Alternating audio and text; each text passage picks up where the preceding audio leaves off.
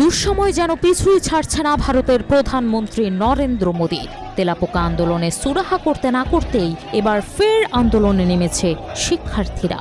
দিল্লির পর এবার উত্তাল ঝাড়খণ্ড। সরকারি চাকরির নিয়োগ পরীক্ষায় অনিয়মের অভিযোগকে কেন্দ্র করে টানা পঞ্চম দিনের মতো আন্দোলন চালিয়ে যাচ্ছে শত শত শিক্ষার্থী। তাদের সমর্থন দিয়ে মোদীর উদ্বেগ আরও বাড়িয়ে দিয়েছে তেলাপোকা জনতা পার্টি সিজেপি। গত 29 জুলাই থেকেই রাঁচির জয়পাল সিং মুন্ডা স্টেডিয়ামে অনির্দিষ্টকালের অবস্থান কর্মসূচি পালন করছেন আন্দোলনকারীরা। তাদের দাবি, ঝাড়খণ্ড পাবলিক সার্ভিস কমিশন বা জেপিএসসি ও ঝাড়খণ্ড স্টাফ সিলেকশন কমিশন বা জেএসএসসি এর বিভিন্ন নিয়োগ পরীক্ষায় দুর্নীতি হয়েছে, যা বাতিল করে সিবিআই তদন্ত এবং নিয়োগ ব্যবস্থার সংস্কার করতে হবে। এ সময় মুখ্যমন্ত্রী হেমন্ত সোরেনের বিরুদ্ধেও নানা স্লোগান দিয়েছেন শিক্ষার্থীরা।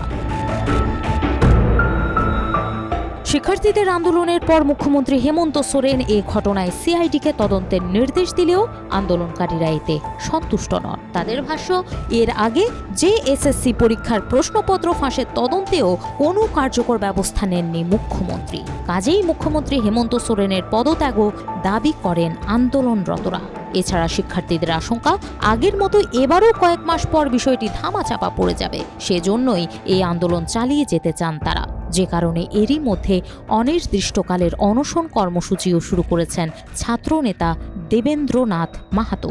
এই ছাত্রনেতার ভাষ্য, দাবি পূরণ না হওয়া পর্যন্ত অনশন চালিয়ে যাবেন তিনি।